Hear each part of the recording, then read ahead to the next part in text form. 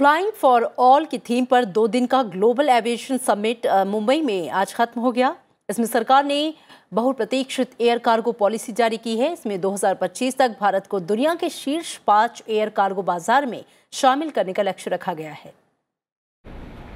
Global aviation summit के दूसरे दिन बुधवार को मुंबई में सरकार ने एयर कार्गो पॉलिसी डॉक्यूमेंट जारी किया। इसमें तीनों तरह के एयर कार्गो को शामिल किया गया है। घरेलू कार्गो में देश भर में माल की आसानी से ढुलाई सुनिश्चित करना, अंतर्राष्ट्रीय कार्गो के तहत देशी सामान का निर्यात और विदेशी माल के आयात की सुविधा मुहैया कराना। वहीं ट्रांजिट अंतर्राष्ट्रीय कार्गो के तहत देश और दुनिया के दूसरे हिस्सों में जरूरत के हिसाब से ट्रांजिट कार्गो हब बनाना शामिल है। भारत का कार्गो उद्योग दुनिया भर में सबसे तेजी से बढ़ते बाजारों में से एक है, लेकिन वैश्विक बाजार में अभी इसकी हिस्सेदारी महज 2% है। पिछले 5 सालों में ये 17% की सालाना की दर से बढ़ा है और 2016-17 में ये 22,000 करोड़ रुपए का था। In the last few years, we are seeing that a global trade has contracted and a global economy has expanded a little bit more.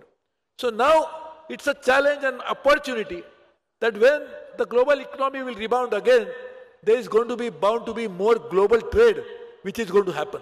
And global trade would need a global policy for cargo. So cargo is going to also be one of the very driving force. I wish you all that you can participate in it. सम्मेलन में शामिल महाराष्ट्र के राज्यपाल सी विद्यासागर राव ने कहा कि विमानन क्षेत्र देश के विकास और प्रगति का इंजन साबित होगा। उन्होंने नागरिक विमानन क्षेत्र के विस्तार के लिए सरकार की ओर से उठाए गए कदमों को अहम बताया। साथ ही विमानन क्षेत्र में सुरक्षा को महत्वपूर्ण करार दिया। Terrorism has become a global phenomenon. We will have to accord highest priority to the safety and security of passengers.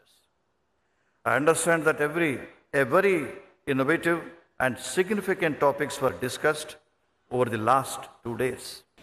Global aviation summit देश में अपनी तरह का पहला सम्मेलन है, जिसमें कई देशों के विमानन मंत्रालय और इस क्षेत्र से जुड़े लोग पैसेंजर और कार्गो यातायात को बढ़ावा देने के अवसरों के बारे में विचार विमर्श किया।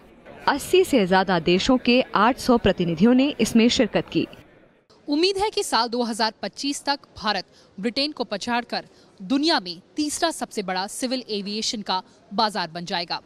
ऐसे में सरकार द्वारा उठाए गए कदम और नीतियां सिविल एविएशन बाजार के विस्तार के लिए काफी सार्थक साबित होंगे। मुंबई से कैमरा पर्सन जुनैद इकबाल खान के साथ कृति मिश्रा, राज्यसभा टीवी।